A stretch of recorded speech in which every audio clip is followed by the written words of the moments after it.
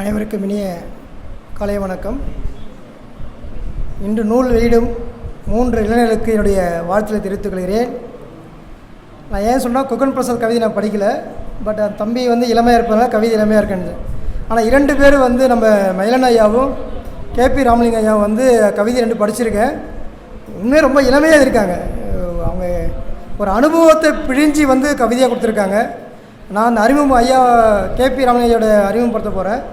அது ஒன்றும் படுத்தல. நம்முடைய மயிலன் ஐயா 2-3 கவிதை இருக்கார். அதை படித்து ஆடிய முகம், வருத்தம் நிறைந்த சிரிப்பு, சந்தோஷம் தொலைத்த பாப்பா, மயிலருக்கு குட்டி போடாதால் குட்டி போடாது தெரியும் எங்களுக்கு, இருந்தாலும் சொருகி விட்டேன் சிறிய இறகை, முகத்தில் மகிழ்ச்சி மயிலருக்கு குட்டி போட்டதால், வீடு முழுக்க காட்டி சந்தோஷ காற்றை நேர்கால் பாப்பா, வீடு முழுக்க மயிலருக்கு குட்டிகள். பாப்பா 10 நாளாச்சு, வெளியே போகவே இல்லை, படுக்கை அறை வந்த பட்டாம்பூச்சி, விரட்ட போனால் அம்மா விட்டுவிடு என்னை பார்க்க வந்தது என்கிறாள் பாப்பா, நாள் முழுக்க இருந்து விட்டு நகர்ந்து விட்டது மாலையில். இந்த 2 கவிதை இந்த 2 கவிதை படிக்கிறேன். அது எப்படி இருக்குன்னு நீங்களே பாருங்களேன். ஒரு சந்தோஷமாக இருக்குது. சூடாக நான் காப்பி குடிப்பதே இல்லை, ஏன் தெரியுமா, உள்ளிருக்கும் அவளுக்கு சுட்டிவிடும் என்று.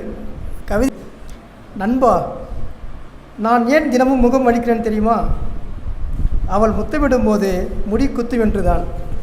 ஐயா வாழ்த்துக்கள்ங்க ஐயா. அடுத்தது ஒரு காதல் கவிதை எதிர்பார்க்குறோம். நன்றி.